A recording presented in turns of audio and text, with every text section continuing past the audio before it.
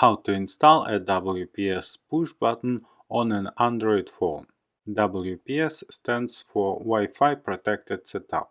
WPS button is used to connect devices like printers, smart lights, mesh extenders, and others to Wi-Fi routers. Older versions of Android phones have a special button to turn on WPS mode. However, starting from Android 9, the WPS button was deprecated.